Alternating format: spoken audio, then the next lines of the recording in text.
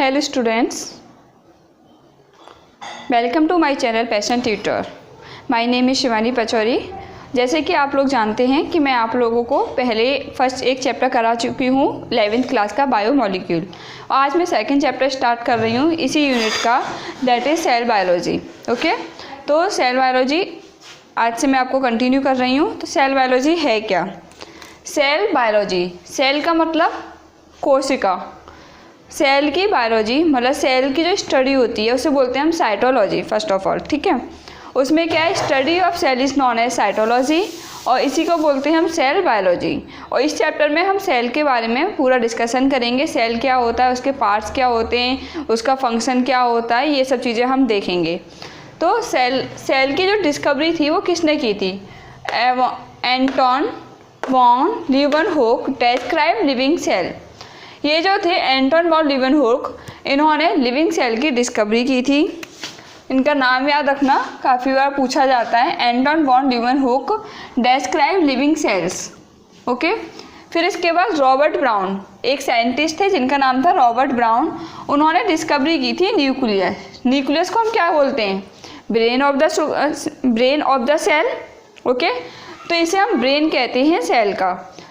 और इसका मतलब क्या है, जैसे कि हमारी बॉडी होती है, हमारी पूरी बॉडी कंट्रोल में किसके होती है? ब्रेन के में होती है। इसी तरह से जो सेल होती है वो पूरे कंट्रोल में न्यूक्लियस के होती है, इसलिए हम इसको बोलते हैं brain of the cell. After that cell theory.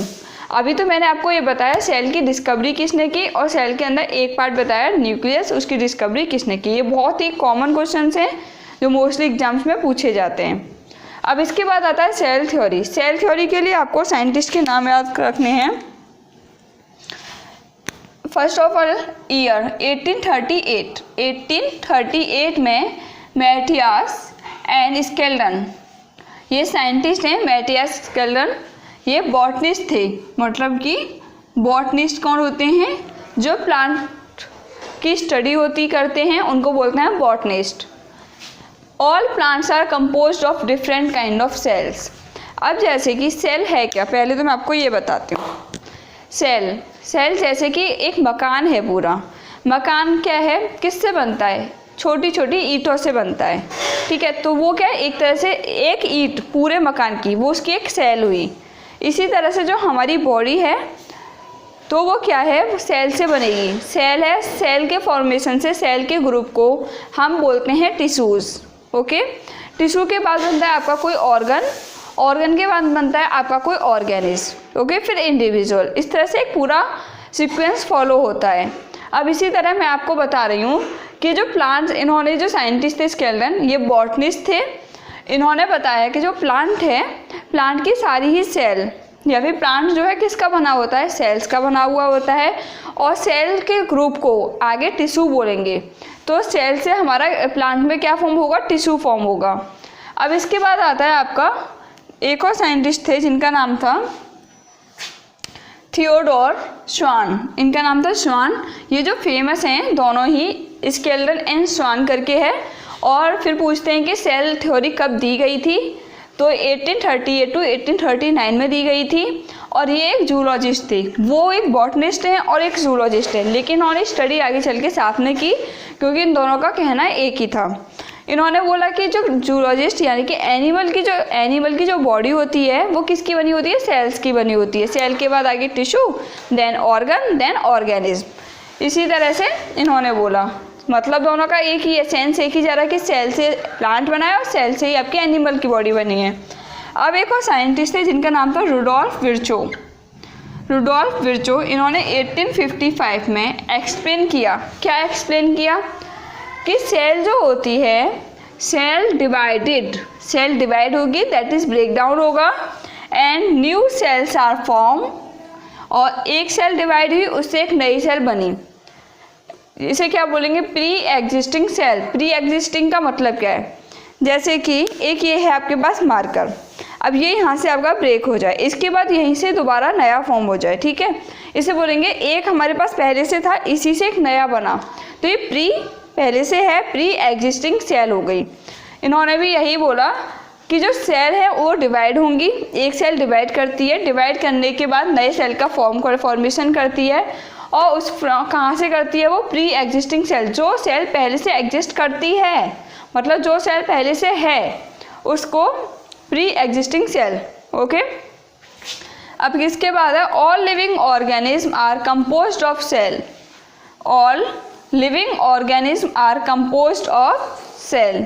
तो जितने भी लिविंग ऑर्गेनिज्म, सॉरी बायोलॉजी की हमारा एनसीईआरटी में 11th की एक वर्ड दिया है जो आपके उसमें क्या बोलते हैं नीट के एग्ज़ाम में भी काफ़ी बार पूछा जा चुका है। ये है ओमनिस सेलुला ए सेलुला, ओमनिस सेलुला ए सेलुला। इसका मतलब क्या है, जो मैंने आगे पहले आपको बताया, जो विर्चो ने एक्सप्लेन किया था, प्री एग्जिस्टिंग सेल से ही आपकी नई सेल्स डिवाइड होती हैं, मतलब सेल डिवाइड होंगी, सेल डिवाइड होने के बाद नई सेल फॉर्म करेंगी। इसका मतलब भी यही है, ओमनिस सेलुला ए सेलुलाई। ओके, अगर इसका मीनिंग पूछा जाता है तो इसका मीनिंग ये होगा।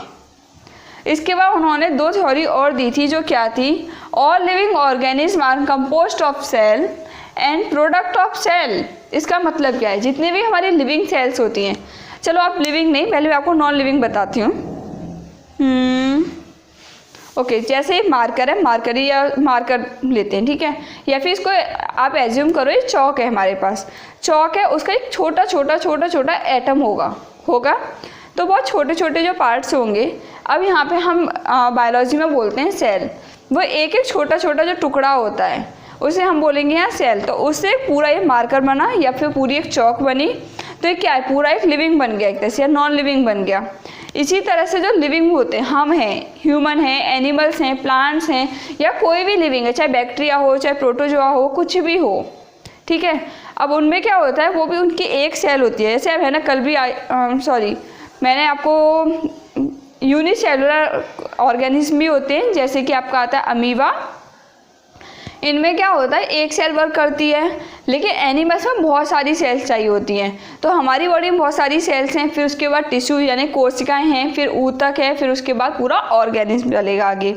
उसके जैसे कि हमारा आप लिवर लो या फिर कोई किडनी लो, हार्ट हो लो, कोई भी एक ऑर्गन ले लो, वो है उसके जैसे मांस के छोटे छोटे टुकड़े होंगे। वो क्या है, आगे चल के, मतलब पहले क्या था टिश्यू, उससे पहले वो एक छोटे से और भी टुकड़े होंगे, वो वहाँ पे हम सेल्स कहेंगे उनको। तो सेल थी, सेल के बाद हमारा क्या बना, टिश्यू के बाद ऑर्गन बना, ऑर्गन कोई भी हो सकता है।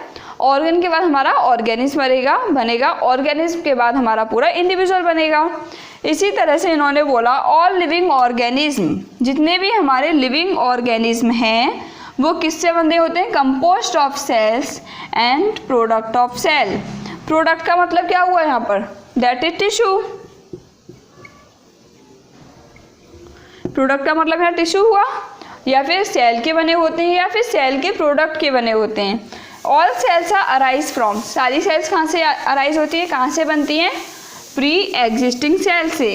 मैंने अभी आपको यहाँ बताया था, प्री एग्जिस्टिंग सेल्स जो पहले से एग्जिस्ट कर रही हो कोई चीज़, वहाँ से फॉर्म हो रही हैं। फिर the cytoplasm is the main zone या फिर एरिया, यहाँ पे जोन बोलो या एरिया बोलो। Cytoplasm is the main zone of cellular activities. First of all आप बोलोगे कि साइटोप्लाज्म है क्या, हम तो भी सेल पढ़ रहे हैं। तो सेल या साइटोप्लाज्म, सेल है जैसे कि ये पूरी एक सेल है, ठीक है, सेल है। अब इसके अंदर एक फ्लूइड होता है, एक लिक्विड होता है प्रेजेंट, उसे बोलते हैं हम साइटोप्लाज्म। इसके बाद इसमें और भी काफ़ी सारे सेल ऑर्गन भी प्रेजेंट होते हैं, सेल ऑर्गेनल्स भी प्रेजेंट होते हैं, सॉरी। अब इसमें क्या था, cytoplasm is the main zone of cellular activities in both the plants and animal cells. किस किस में होता है, प्लांट में और एनिमल सेल दोनों में क्या होता है, हमारा साइटोप्लाज्म प्रेजेंट होता है। और वो क्या है, सेलुलर एक्टिविटीज़ के लिए या फिर उनकी रिएक्शंस के लिए मेन एक एरिया है।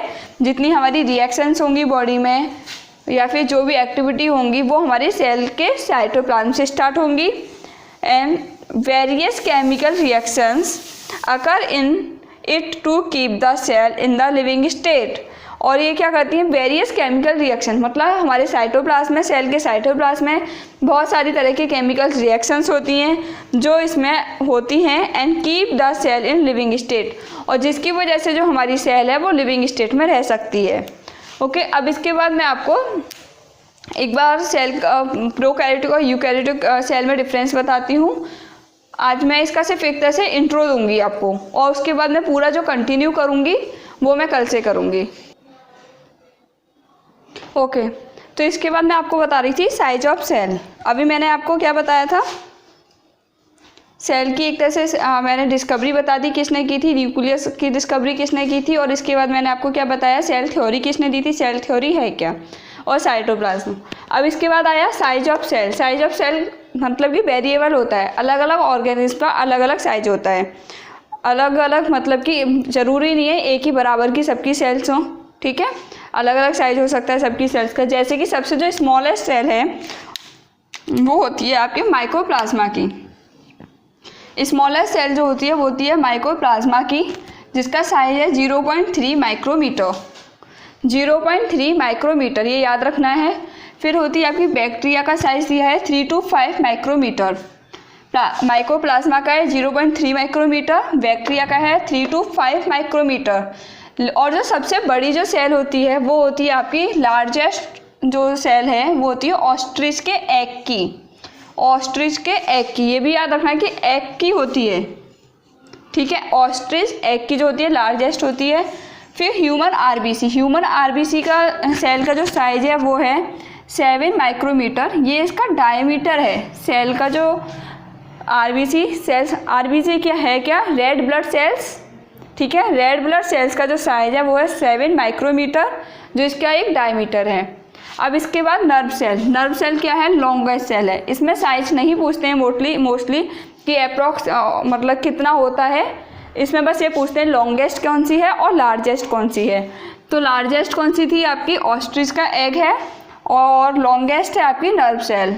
After shape of cell, shape क्या है, अब ये भी जैसे साइज वेरिएबल होता है ऑर्गेनिज्म के अकॉर्डिंग या सेल्स के फंक्शंस के अकॉर्डिंग। अब ये वेरिएबल क्या होता है, जैसे कि अलग अलग सेल्स हैं, अलग अलग फंक्शन करती है। हमारी हार्ट की सेल्स अलग फंक्शन करेंगी, लिवर की अलग करेंगी, तो किडनी की अलग करेंगी। इसी तरह जो मैंने ऑर्गेनिज्म की बताई है, जिन भी पार्ट्स की मैंने आपको सेल्स के पार्ट्स बताए हैं, उनका भी अलग अलग फंक्शन होगा, उसी के अकॉर्डिंग उनका साइज होगा। अब इसके बाद आता है शेप। शेप भी वेरिएबल होगी फंक्शंस के अकॉर्डिंग। अब पहला है RBC, that is red blood cells. इनका जो शेप होती है वो होती है round and biconcave. Shape of RBC is round and biconcave. And WBC white blood cells, RBC red blood cells. तो जो डब्ल्यूबीसी होती है इनका साइज जो होता है अमीबॉइड होता है। अमीबॉइड कौन सा शेप है, बाइकॉन्केव आपने लेंस में पढ़ा होगा। अब है अमीबॉइड। अमीबॉइड जैसे कि आपका अमीबा होता है जिसकी कोई पर्टिकुलर शेप नहीं होती, इस तरह से ये होता है हमारा अमीबॉइड शेप, ठीक है। इसके बाद आता है कॉलमनर एपिथेलियम सेल। ये भी एक तरह की आपकी सेल्स हैं, जो मैं आगे आपको एक चैप्टर पढ़ाऊंगी स्ट्रक्चर ऑर्गेनाइजेशन वाला, उसमें आपका सारी सेल्स और टिश्यूज आएंगे, तब आपको क्लियर होगा कौन सी सेल्स कहाँ प्रेजेंट होती है। तो कॉलमनर एपिथेलियम सेल जो होती है लॉन्ग होती है शेप में और नैरो होती है, पतली होती है और लंबी होती है। इसके बाद आता है आपका नर्व सेल। नर्व सेल जो होती है वो ब्रांच्ड होती है और लॉन्ग होती है। ये लॉन्ग और नैरो थी, जबकि नर्व सेल ब्रांच और लॉन्ग है, ओके। अब इसके बाद आता है ट्रैकिड्स। ट्रैकिड्स जो होती है वो इलोंगेटेड सेल्स होती हैं। इसके बाद आता है आपका मीजोफिल सेल्स। तो जो मीजोफिल सेल्स हैं वो राउंड एंड ओवल शेप में होती हैं, ओके। तो आज मैंने आपको क्या क्या बता दिया, शेप और साइज बता दिया, सेल थ्योरी बता दी है, और नॉर्मल उसकी डिस्कवरी बता दी। अब इसके बाद कल मैं आपको प्रोकैरियोटिक और यूकैरियोटिक में डिफरेंस बताऊंगी, और कोशिश करूंगी कल मैं प्लाज्मा मेम्ब्रेन भी ख़त्म कर दूं, क्योंकि प्लाज्मा मेम्ब्रेन खुद में थोड़ा लॉन्ग है और इम्पोर्टेंट भी है, काफ़ी क्वेश्चन पेपर में पूछा भी जाता है, और इससे क्वेश्चंस भी बहुत ज़्यादा बनते हैं। तो कल मैं कोशिश करूँगी आपको प्लाज्मा मेम्ब्रेन और प्रोकैरियोटिक यूकैरियोटिक दोनों में डिफरेंस, मतलब सेल्स बना के बताऊँगी कि दोनों सेल्स के अकॉर्डिंग कि क्या डिफरेंस है दोनों में। और अच्छे से पढ़िए आप लोग, and thank you so much for watching my video, and please like share and subscribe. Thank you.